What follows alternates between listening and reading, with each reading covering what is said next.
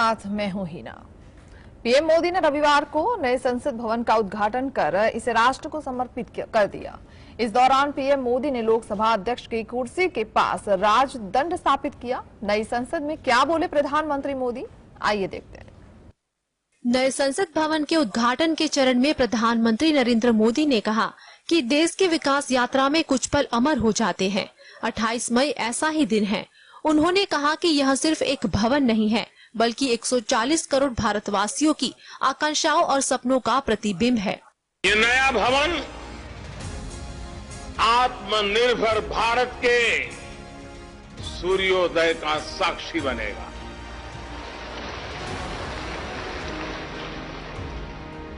ये नया भवन विकसित भारत के संकल्पों की सिद्धि होते हुए देखेगा। प्रधानमंत्री ने कहा कि आज का दिन देश के लिए शुभ अवसर है। आजादी के 75 वर्ष पूरे होने पर देश अमृत महोत्सव मना रहा है। इस अमृत महोत्सव में भारत के लोगों ने अपने लोकतंत्र को संसद के इस नए भवन का उपहार दिया है। आज सुबह ही संसद भवन परिसर में सर्वपंथ प्रार्थना हुई। मैं सभी देशवासियों को भारतीय लोकतंत्र के इस स्वर्णिम पल की बधाई देता हूं। पीएम मोदी ने कहा कि नई संसद आत्मनिर्भर भारत का साक्षी बनेगा। ये विश्व को भारत के दृढ़ संकल्प का संदेश देता है। हमारे लोकतंत्र का मंदिर है। ये नया भवन आत्मनिर्भर भारत के सूर्योदय का साक्षी बनेगा। ये नया भवन विकसित भारत के संकल्पों की सिद्धि होते देखेगा। ये नया भवन नूतन और पुरातन के सह-अस्तित्व का भी आदर्श होगा। Bureau report, GSTV। देश के नए संसद भवन के उद्घाटन कार्यक्रम का कई विपक्षी दलों ने बहिष्कार कर दिया। इसके बाद अब इन विपक्षी दलों की ओर से अलग अलग प्रतिक्रियाएं भी सामने आई है। इनमें कोई दल नए संसद भवन की तुलना ताबूत से कर रहा है, तो कोई उसे देश का कलंक बता रहा है। के नए संसद भवन का उद्घाटन कर दिया है। हालांकि कई विपक्षी दलों ने इस समारोह का बहिष्कार किया। इन दलों की मांग थी कि एक नए संसद भवन का उद्घाटन राष्ट्रपति से करवाया जाए। अब इन विपक्षी दलों की ओर से प्रतिक्रिया आने भी शुरू हो गई है। राष्ट्रीय जनता दल की ओर से नए संसद भवन के उद्घाटन के बाद एक ट्वीट किया गया। आरजेडी ने नए संसद भवन के साथ एक ताबूत की फोटो शेयर की। उसने लिखा, ये क्या है।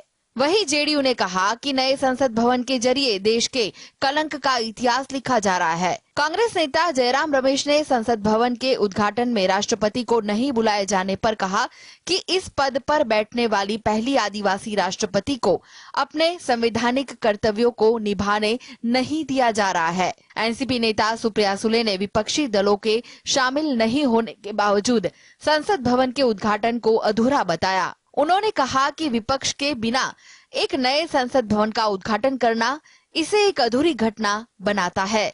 इसका मतलब है कि देश में लोकतंत्र नहीं है। Bureau report, GSTV।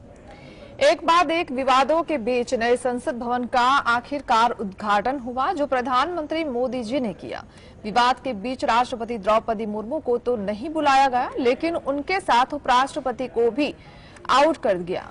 क्या थी वजह, क्या कह रहे हैं भाजपा नेता। अनेक विवाद बाद अंत में नए संसद भवन का उद्घाटन प्रधानमंत्री नरेंद्र मोदी ने ही किया। इस उद्घाटन समारोह में राष्ट्रपति द्रौपदी मुर्मू को नहीं बुलाया गया था, लेकिन उनके साथ उपाध्यक्ष और राज्यसभा के सभापति जगदीप धनखड़ को भी नहीं बुलाया गया था। धनखड़ को नए संसद भवन के उद्घाटन में भी नहीं बुलाया गया था। जब मोदी ने उद्घाटन किया तो उनके साथ केवल लोकसभा अध्यक्ष ही मौजूद थे। चूँकि भारत में संसद के 2 सदन हैं, इसलिए इस आयोजन में दोनों सदनों के अध्यक्षों को उपस्थित होना चाहिए था। इसके बजाय संसद के निचले सदन के अध्यक्ष मौजूद थे और उच्च सदन के अध्यक्ष को कोई महत्व नहीं दिया गया। यह चौंकाने वाला बताया जा रहा है। केवल उन्हीं को आमंत्रित नहीं किया गया था जिनकी शक्तियों का प्रयोग संसद में किया जाना है। भाजपा नेता इस मामले पर सार्वजनिक रूप से तो कुछ नहीं कहते, लेकिन अंदरूनी तौर पर स्वीकार करते हैं कि अध्यक्ष और उपाध्यक्ष दोनों पदों को महत्वहीन बताया गया है। यह मानसिकता कि भारत का लोकतंत्र केवल केंद्र सरकार चलाती है, ठीक नहीं है। Bureau report, GSTV। सामना में आए नए संसद भवन के उद्घाटन को लेकर भारतीय जनता पार्टी समेत पीएम मोदी पर कड़ा वार किया गया है। उद्घाटन में राष्ट्रपति नहीं, विपक्ष नहीं, सब कुछ में। सामना में उद्धव गुट ने पीएम मोदी को घेरा, कहा नए संसद भवन की क्या थी जरूरत? महाराष्ट्र में उद्धव बाल ठाकरे ने अपने मुखपत्र सामना में अपने संपादकीय लेख के माध्यम से नए संसद भवन के उद्घाटन के मुद्दे को उठाया और प्रधानमंत्री सहित बीजेपी पर एक बार फिर हमला बोला। लेख में कहा गया कि नए संसद भवन का आज उद्घाटन किया जा रहा है। यह मान्यता और परंपरा के अनुरूप नहीं है और संसद पर इस तरह का कब्जा हासिल करना लोकतंत्र के लिए घातक है। संपादकीय लेख में कांग्रेस नेता राहुल गांधी की बातों को दोहराया गया। लेख में सवाल करते हुए कहा गया कि दिल्ली में नया संसद भवन खड़ा हो गया है, उसकी सही में आवश्यकता थी क्या? सामना संपादकीय लेख में नए संसद भवन को गैर जरूरी बताया गया। प्रधानमंत्री पर निशान करते हुए कहा गया कि विचारों पर बंधन और सत्ता के केंद्रीकरण के ही सहारे तानाशाही पलती है। आरोप लगाया गया कि भले नया संसद भवन तैयार हो चुका हो, लेकिन पिछले 8 सालों से देश के दोनों सदनों में डर का माहौल है। सामना में आगे लिखा गया, राष्ट्रपति द्रौपदी मुर्मू को दरकिनार कर नए संसद भवन का उद्घाटन किया जा रहा है। यह मान्यता और परंपरा के अनुरूप नहीं है। बीजेपी को छोड़कर लगभग बहुत सारे राजनीतिक दलों ने इस पर युद्ध छेड़ दिया है। Bureau report, GSTV। प्रधानमंत्री मोदी ने नया संसद भवन को राष्ट्र को समर्पित कर दिया है, जो कई सुर्खियों से लैस है।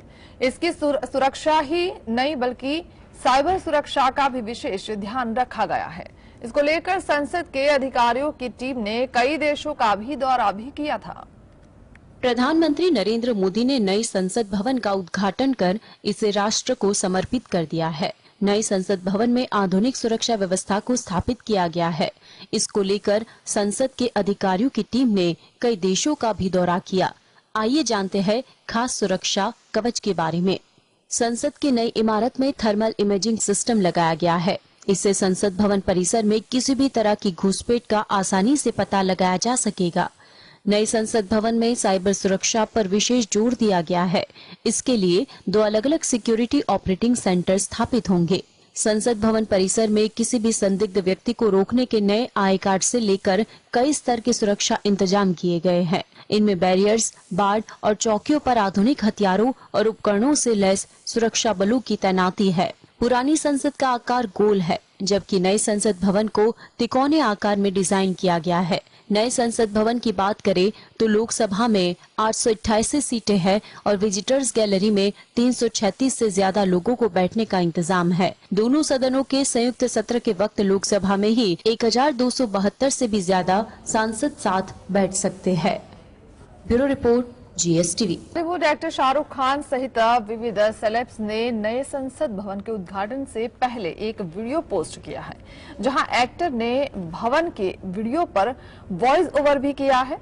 वहीं एक्टर शाहरुख खान ने सबको क्या अपील की, आइए देखते हैं। देश को एक नया संसद भवन मिलने जा रहा है। खुद प्रधानमंत्री नरेंद्र मोदी ने रविवार को इसका उद्घाटन किया। उसके पहले उन्होंने नए संसद भवन की एक क्लिप जारी कर जनता से अपील की थी वो इस वीडियो का वॉइस ओवर करे। पठान शाहरुख खान ने भी अपनी आवाज दी, वीडियो को ट्वीट किया। उन्होंने इस वीडियो में क्या कहा, आइए बताते हैं। भारत का नया संसद भवन, हमारी उम्मीदों का नया घर, हमारे संविधान को संभालने वालों के लिए एक ऐसा घर जहां 140 करोड़ हिंदुस्तानी एक परिवार हैं। ये नया घर इतना बड़ा हो कि इसमें देश के हर प्रांत, प्रदेश, गांव, शहर, कोने कोने के लिए जगह बन सके। शाहरुख खान ने वीडियो को ट्वीट कर लिखा है, हमारे संविधान को बनाए रखने वाले, इस महान राष्ट्र के प्रत्येक नागरिक का प्रतिनिधित्व करने वाले और उसके एक व्यक्ति की विविधता की रक्षा करने वाले लोगों के लिए कितना शानदार नया घर है। नरेंद्र मोदी जी, नए भारत के लिए एक नया संसद भवन, लेकिन भारत के गौरव के सदियों पुराने सपने के साथ। जय हिंद, मेरा संसद भवन, मेरा अभिमान। 1.5 मिनट के वीडियो में शाहरुख खान कहते हैं, भारत का नया संसद भवन, हमारी उम्मीदों को नया घर, हमारे संविधान को संभालने वालों के लिए एक ऐसा घर जहां 140 करोड़ हिंदुस्तानी एक परिवार है। Bureau report, GSTV। तरफ जहां रविवार को नए संसद भवन का उद्घाटन है, वहीं दूसरी तरफ राहुल गांधी रविवार को ही अमेरिका की यात्रा पर है। इस बार क्या होता है, इस पर सभी की निगाहें। टिकी हुई है, क्योंकि राहुल के विदेश दौरे पर विवाद खड़ा हो गया है। एक तरफ जहां रविवार को नए संसद भवन का उद्घाटन हुआ, वहीं दूसरी तरफ राहुल गांधी रविवार को ही अमेरिका के लिए यात्रा पर है। राहुल अमेरिका की स्टैनफोर्ड यूनिवर्सिटी में एक कार्यक्रम में शिरकत करेंगे और फिर प्रवासी भारतीयों से मिलेंगे। इस बार क्या होता है, इस पर सभी की निगाहें टिकी हुई है, क्योंकि राहुल के विदेश दौरे पर विवाद खड़ा हो गया है। चूंकि कर्नाटक विधानसभा चुनाव में कांग्रेस की जीत के बाद राहुल की यह पहली यात्रा है, ऐसे में सभी की निगाहें इस बात पर भी टिकी है कि विदेशों में रहने वाले भारतीय राहुल को कैसी प्रतिक्रिया देते हैं।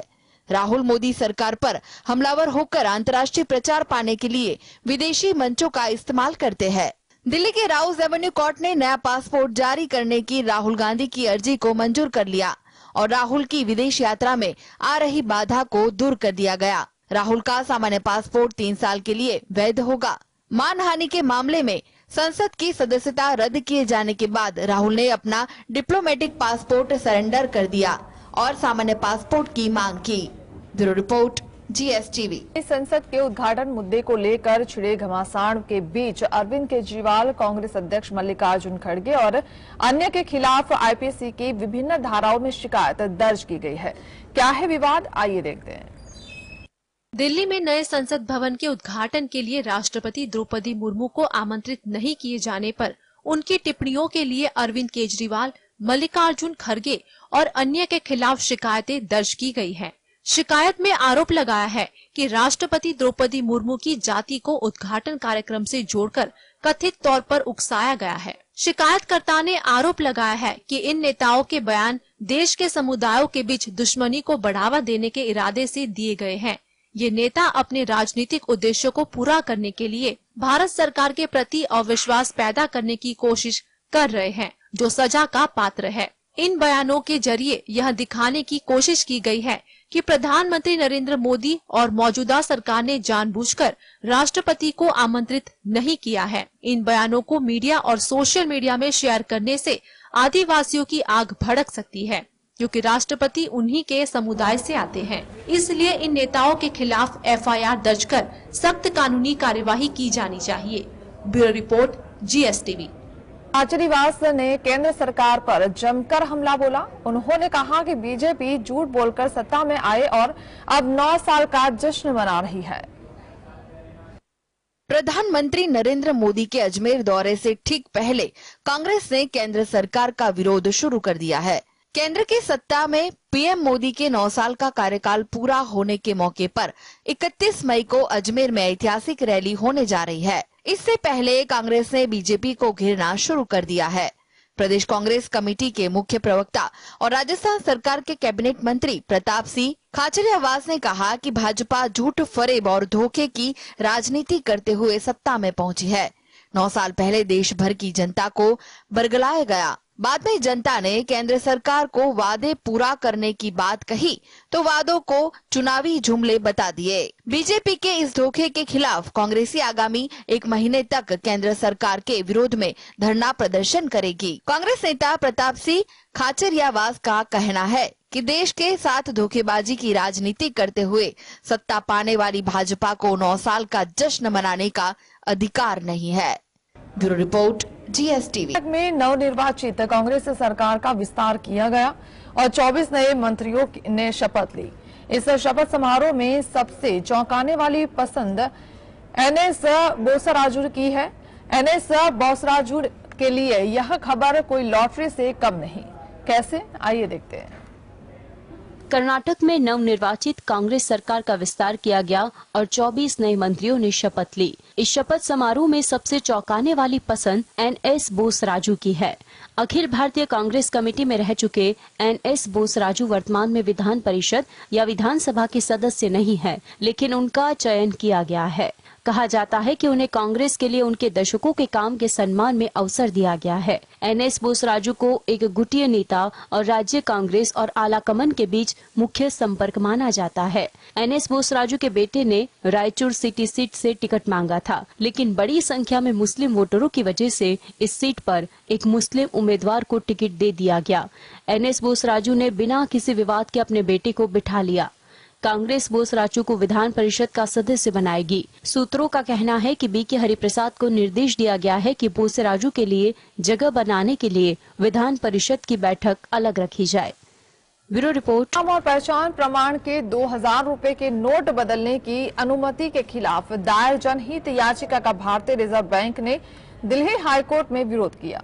याचिकाकर्ता अश्विनी उपाध्याय ने याचिका दायर कर कहा कि आरबीआई व भारतीय स्टेट बैंक द्वारा जारी अधिसूचनाएं मनमानी तर्कहीन होने के साथ ही संविधान के अनुच्छेद 14 का उल्लंघन करती है। इस पर दिल्ली हाईकोर्ट ने फैसला सुरक्षित रखा है। 2000 रुपये की नोटों को चलन से हटाने के रिजर्व बैंक के फैसले को चुनौती देने वाली एक जनहित याचिका पर दिल्ली उच्च न्यायालय सोमवार को सुनवाई करेगा। एक वकील ने अपनी याचिका में एक महत्वपूर्ण बिंदु उठाया है कि रिजर्व बैंक के पास आरबीआई अधिनियम के तहत इस तरह का निर्णय लेने की कोई स्वतंत्र शक्ति नहीं है। रिजर्व बैंक के वकील की दलील है कि 2000 रुपए के नोट को बंद करने का फैसला नोटबंदी नहीं बल्कि सिर्फ मुद्रा प्रबंधन की कवायद है। रिजर्व बैंक और स्टेट बैंक के बिना दस्तावेजों के नोट बदलने के आदेश के खिलाफ भाजपा नेता अश्विनी उपाध्याय ने भी दिल्ली हाईकोर्ट में अर्जी दाखिल की है। उपाध्याय ने बिना किसी पहचान पत्र के 2000 रुपए के नोट बदलने की इजाजत नहीं देने की मांग की है। मुख्य न्यायाधीश सतीश चंद्र शर्मा और जे सुब्रमण्यम प्रसाद की पीठ सोमवार को इस मुद्दे पर फैसला सुनाने वाली है। उच्च न्यायालय ने इस आवेदन के प्रभारी रिजर्व बैंक के वकील के साथ सोमवार को नए आवेदन की सुनवाई निर्धारित की है। Bureau report, GSTV।